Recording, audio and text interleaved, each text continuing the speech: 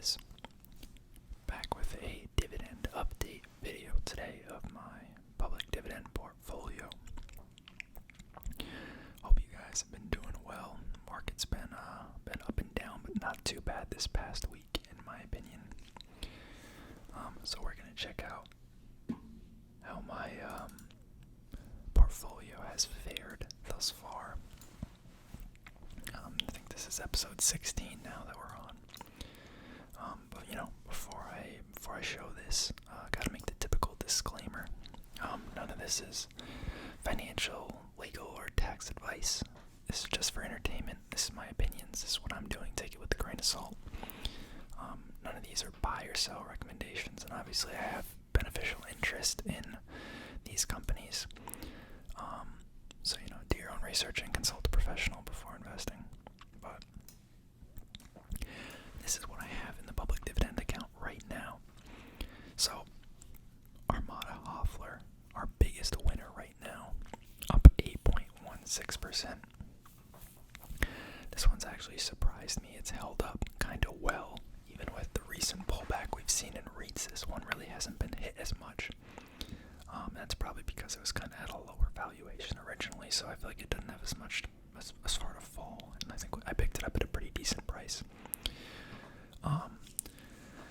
So that's up 8.16%. If you guys aren't familiar with Armada Hoffler Properties, that's a diversified REIT, so they have, apartment buildings, they have retail properties, and they have office buildings, and they also have a construction segment. Pretty neat company. Then we have IIPR, which is Innovative Industrial Properties. This is a cannabis REIT. Focus on, tenants that grow and sell cannabis products. Up 1.88%. That was a more recent pickup, but pretty much flat from where we bought it. Main Street Capital down 1.48%. That's a BDC treated as a REIT. So basically, they're like a debt and equity lender to medium-sized companies. CPT, which is a more recent pickup as well. It's a multifamily apartment REIT. Also kind of got beaten down along with the rest of the REITs in the past couple weeks, but down 3.47% on that. They're one that's focused in the kind of the Sunbelt region of the U.S. Pretty bullish on that area of real estate. Actually, just today, I think it was Blackstone or BlackRock, can't remember which one, acquired Preferred Apartments, which is another REIT that's also in the Sunbelt. So clearly, there's interest there. Kind of proves that hopefully my thesis is on trend if private equity and other large corporations are buying up these companies that have holdings there. Next is Community Healthcare Trust. This stock had a huge day today. I'm not actually sure why. Up 3.44% just today. This is kind of a diversified healthcare company. Hospitals, behavioral health, long-term care, assisted living. Down 5.6% on that overall. Couple bucks, nothing huge. Same with AMT, which is a more recent pickup. Down $3.44 on that, or 7.72%. American Tower is a cell tower REIT, and they also acquired one of our previous holdings, CoreSite, which is a data center. So they're kind of an infrastructure play. And then MDC Holdings is a home builder. Pretty high dividend on that one. It's down 8% right now. Might pick up some more of that. Buy the dip a little bit. Agree Realty, retail real estate, down 8.74%. Torrento Realty, this one's gotten hit pretty hard recently. It was a little richly valued. I knew that buying it. I didn't think it would drop this much, but we can get in further onto that one. I like that company long term. They're a logistics company. They own the warehouses that Amazon, Walmart, all these e-commerce companies use for fulfillment and distribution. And then Hannon Armstrong, which is our big loser in the account, down over $10 on that, or 22.26%. This is a sustainable energy REIT, kind of focused on green projects, obviously. Both residential and commercial, I believe. They've gotten hit pretty hard coming off of the green energy rush that we saw last year. Still like them overall. Just gonna buy into them so slowly. I already have 48 bucks in them. So it's one of the heavier ones in the account, but we'll see. So then the overall performance listed there is not correct because we have sales in the account and dividends that are not reflected. So let's look at this sheet where I keep track. You can see I've contributed a total of $480 to the account thus far, and its current value as of today at closing was $457.02. So that's a total gain or total loss, I guess, of $22.98. Not great, but obviously I started the account kind of when the market was at it close to its peak. So I kind of got bullied in that regard. So that's a non-weighted return of negative 4.79% and an XIRR of negative 16.3%. Received $3.83 in dividends since I started the account, and you can see them all listed out on the right side of the screen.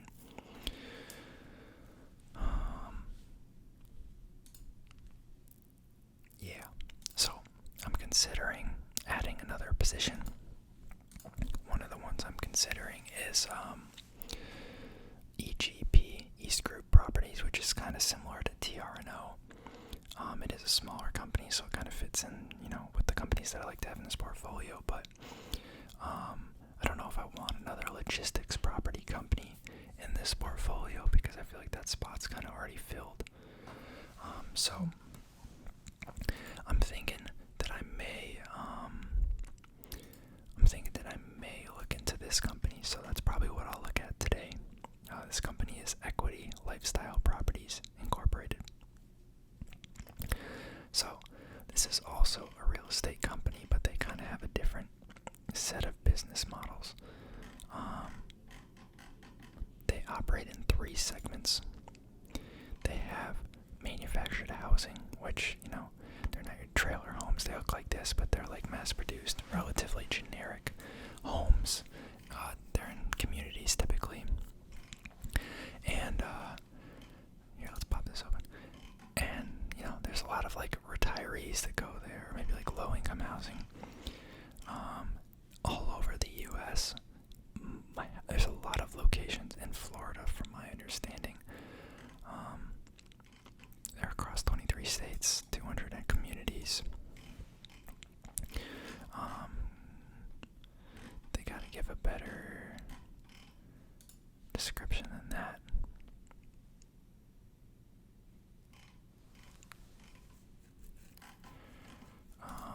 Let's see what they have. Let's just search. Here's one in Arizona. Show model home tours. Take a 3D tour. Let's take a look. So, the arrow, that's a weird arrow. So like they're not ugly homes by any means, you can tell that they're kind of cookie cutter. But they're not bad properties, in my opinion. So like I feel like this type of housing project, it's lower cost, so I think it's probably more resilient, even if you see like a downturn of some sorts in real estate or even the economy, and people have less money to spend. Like things like these are not unreasonable. And they're not bad looking places. They're pretty neat. So they have a bunch of those. They often have amenities, so we're talking pools, fitness centers. Some of them are gated communities. But that's a decent segment of their business is these manufactured home communities. Jeez.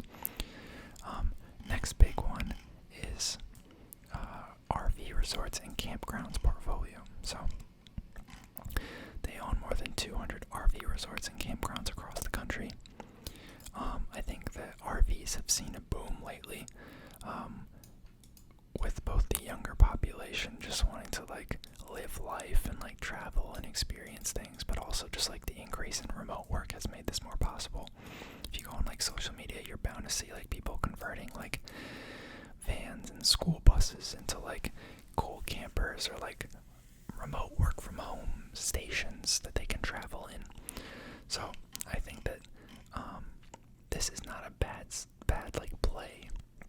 And I also think that with COVID, there's been, perhaps it's dwindling now that we're hopefully leaving COVID, but there's been interest in the outdoors, doing activities that you don't have to be inside for. And I think camping and traveling and hiking, outdoor stuff like that has been in a big boom.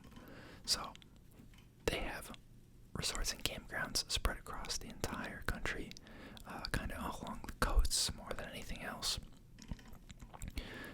Do they have a site for this? They do.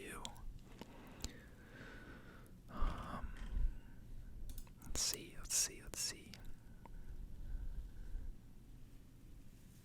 Let's just take a look at one of these. Here's one in Nevada. 3D tour here. It's pretty cool. I don't know what this thing is. Is that like a playground? Or is that, yeah, I guess it's a playground.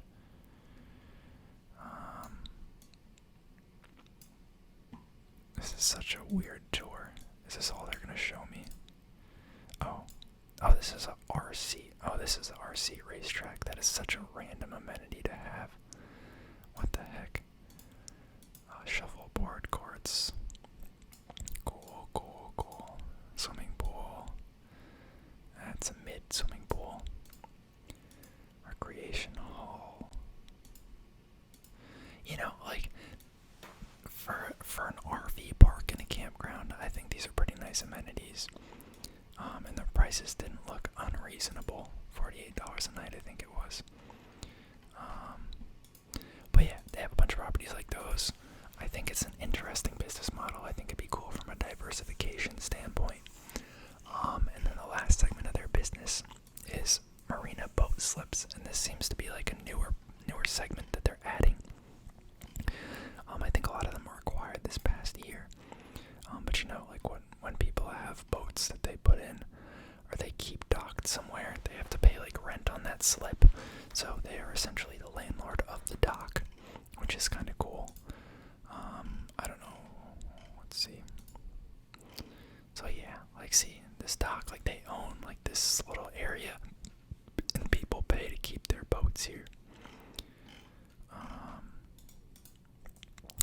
Again, like very niche business, probably mostly stable because the people that own those boats probably have like more money to spend. And if the rent of the boat slip goes up 10-20%, like they already have the boat, they're probably not gonna just not use the slips and keep the boat like stored just because their boat slip rent went up like a couple $100.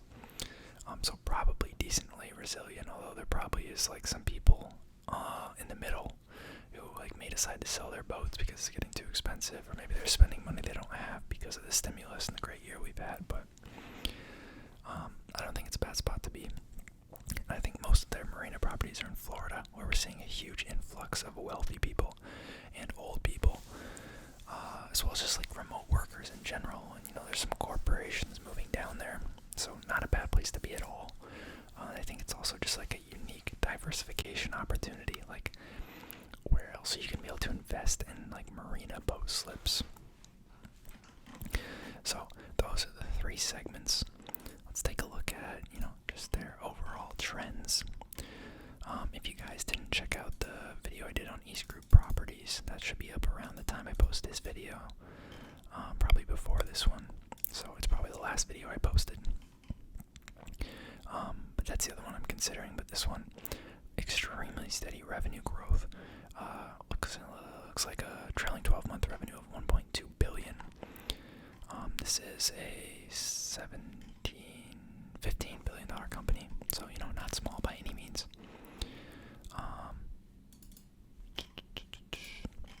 And they actually haven't been issuing a lot of shares, which is extremely interesting for a REIT. But for that reason, they do have kind of higher debt than normal, which is a little unsettling. But it's nice that there's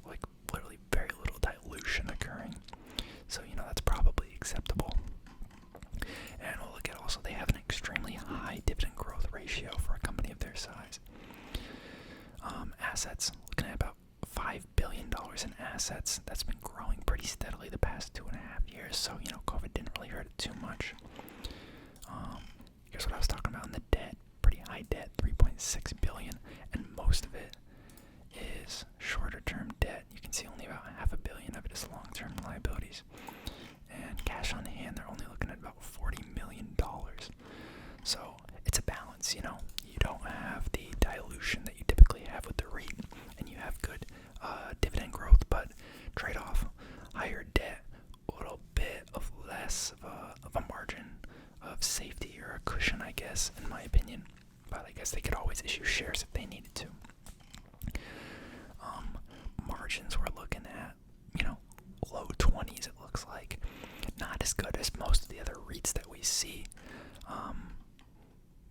But they're not issuing new shares, so as a result, more of their funds that they use to grow has to come out of each quarter's revenue. So I guess it kind of makes sense that we're seeing lower margins, but it's at the benefit of you not being diluted, in theory. I think that makes sense. If you guys disagree or it works a different way that you know of, correct me, but I think that's an accurate representation of what's going on here. If we hop over to the dividend growth page, you can see past 3 years they've grown it at an average of 9.65% a year. Over the past 10 years, 15.07%. So it is, trimming back a little bit, but 10% is still very, very healthy dividend growth, especially for a $15 billion company. They did reduce it slightly last year, or in 2020 because of COVID. I don't think that's unreasonable, but they bumped it up to keep it in line with the growth in 2021. So let's pop over to their investor relations and take a look at the presentation.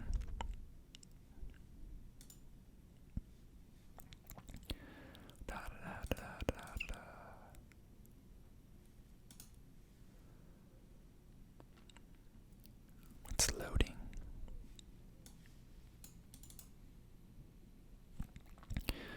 Equity lifestyle properties.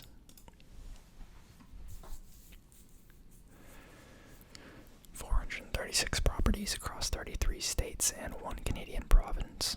That's a total of 167,000 sites. Founded in 1969, so pretty old company. Net funds from operation, compound average growth rate of 9% on that since 2006. Pretty solid. Dividend per share, compound average growth rate since 2006, 24%. Obviously tapering, as we saw, because of that higher dividend growth and because the stock has been appreciating rather healthily. The yield is a little bit lower, kind of in line with some of our other apartment REITs. For their manufactured home business, the rental rate growth for their last quarter was up 4.2%. Their occupancy was at 95.2%, and their RV base rental rate growth was 4.3%. So, portfolio composition here. So they're claiming they have most of their properties in retirement and vacation destinations. After looking at their maps earlier, I kind of tend to agree with that. Heavy presence in Florida, California, upper East Coast, and up in Washington area. Makes sense. They do have some manufactured housing communities that are like retiree only, so aged over 55. That could be a good or a bad thing depending on how you view the aging population.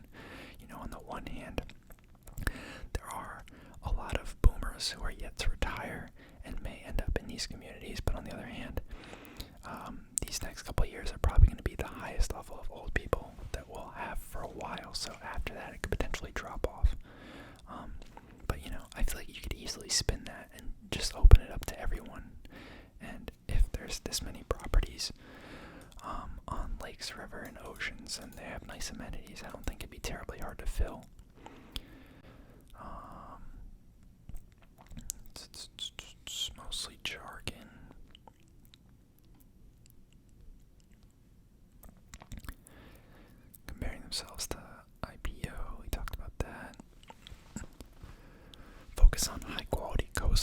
Sunbelt retirement and vacation destination. So you can see heavy presence in Florida.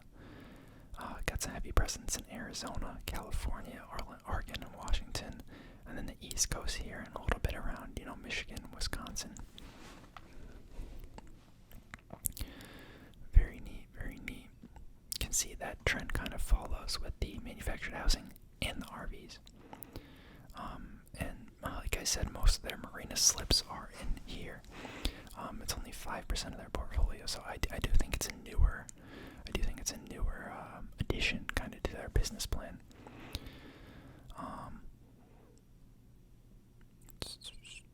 Focus on updating amenities, focus on expansion and sustainability projects.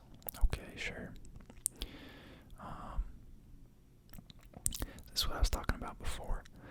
So we have this boomer population here, which is their core customer base for like manufactured home and RV camping. There is an interest in RV and camping of the Gen Z and millennials, is what I was talking about, with the shift to remote work and just this higher focus on travel. So they're hoping that as this portion here that's not currently, I guess, focused on ages, they'll become part of their core base for manufactured homes and camping. And, hopefully the overall population growth will be absorbed by them at an equivalent rate, and we'll see growth of their business as well. Cost to manufacture or to purchase a manufactured housing home is significantly less than a single family home. I don't doubt that for a second. Obviously, you give up some things, but it does make it very attractive to people who are trying to squeeze by on money that they don't really want to spend. So that's your older people, that's your lower income people. So sure, that's a benefit I'll give them. And then obviously they're picking their nicest communities here, but they do have some places with very nice amenities and locations. They're citing that manufactured housing developments in the U.S. have dropped off a cliff since the year 2000. So I guess they're citing that as a benefit because there's a supply constraint. I could see that, but I also think it's not as attractive as it used to be. But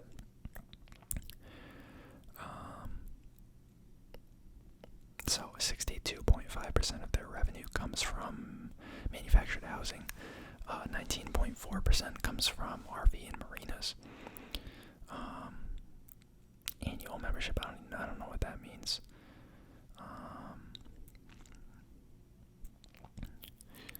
They're citing increases in homeowners versus renting, so I guess they're saying that'll benefit their manufactured housing communities.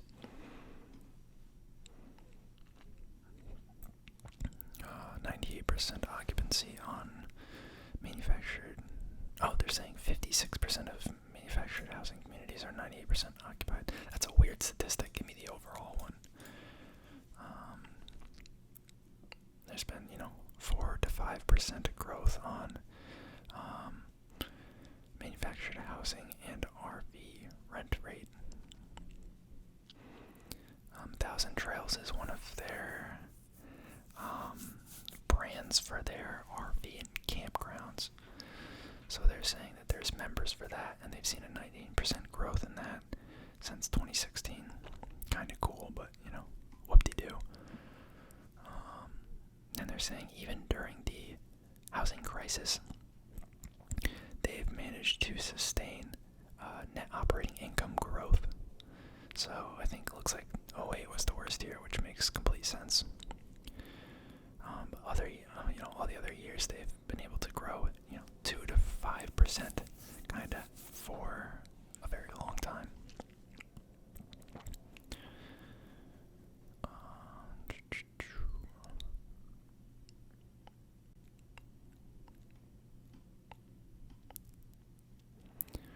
Claim that they're mentioned in all these, TripAdvisor sites. Their loan maturity, a lot of it long term, they claim on here, even though Macro Trends said otherwise, but I guess maybe Macro Trends is wrong.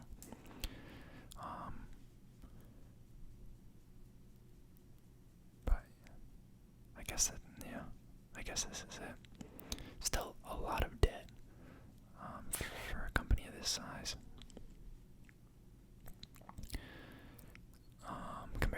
assets, I mean.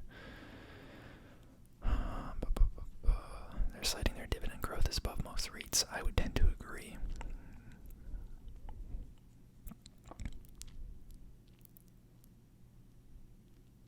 I guess these are their expansions that they're citing. I will be honest, like, it's very not glamorous, you know. It's not really crazy nice apartments like, you know, like Camden Properties or Mid-America apartment communities. Like, it's much more commoditized, I think. Just the nature of their business, the manufactured housing and the campgrounds. But I don't doubt that it's a good place to be, just because for those same reasons, it also makes it extremely cost effective and probably more stable in times of like economic uncertainty. So, you know, I do have some hesitations, but those are the things I like about it.